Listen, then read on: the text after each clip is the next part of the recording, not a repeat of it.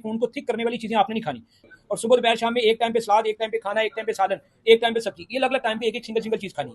इससे आप लोगों का खून पतला होगा, कहवे भी आगे, फल भी आगे और सब्जियां भी आगे। अच्छा, खून पतला कैसे होगा? देखिए, खून को पतला करने के लिए खून को थिक करने वाली चीजें आपने नहीं खानी। दही खून को थिक करती है, जो खट्टे मिजाज की होती है, यानी कि जो जाग लगने के बाद तैयार और खट्टी दही हो, खट्टी दही खाएंगे तो उससे खून गाढ़ा होगा। सेब खाएंगे, खून गाढ़ा होगा। आलू मटर गोभी बाकी चीजें खाएंगे, खून गाढ़ा होगा। चने, भुने चने, लोबिया कुछ भी खाएंगे, ये चीजें, इन चीजों से खून गाढ़ा होगा। खून को पतला करने वाली जो चीजें हैं उनमें है टिंडे, तोरी, कद्दू, शलजम, सब्जियां। खून को पतला करने वाले जो कहवा जाते हैं वो है जीरे का कहवा, सौंफ का कहवा, पुदीने का कहवा, अजवाइन का कहवा और अदरक का कहवा। इनको मिक्स या अलग अलग इस्तेमाल करें। खून को पतला करने वाले जो फल हैं उनमें आम है, अपना उसके अलावा आम है, आम भी खून को पतला करता है। आम है, उसमें खरबूजा है, तरबूजा है, गरमा है। मिक्स फल कभी नहीं खाना, बदल बदल के फल खाने, आज कोई, कल कोई, परसों कोई। और सुबह दोपहर शाम में एक टाइम पे सलाद, एक टाइम पे खाना, एक टाइम पे सालन, एक टाइम पे सब्जी, ये अलग अलग टाइम पे एक एक सिंगल सिंगल चीज खानी। इससे आप लोगों का खून पतला होगा, कहवे भी आगे, फल भी आगे और सब्जियां भी आगे। ये सबसे इंपॉर्टेंट है। ठीक है जी, इन चीजों का अमल करने से। और शोरबे, मुख्तलिफ चीजों के शोरबे, किसी भी चीज का शोरबा, सब्जियों का तो है ही है, उसके अलावा चने का शोरबा है, आलू का शोरबा है, आलू गोश्त का शोरबा है,